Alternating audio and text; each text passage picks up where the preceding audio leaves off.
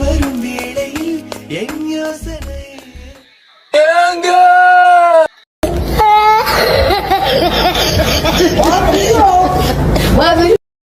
என்னது உளுந்தியா இந்த வண்டி மங்களே அவள மங்களே சொல்லிட்டு 50 மழை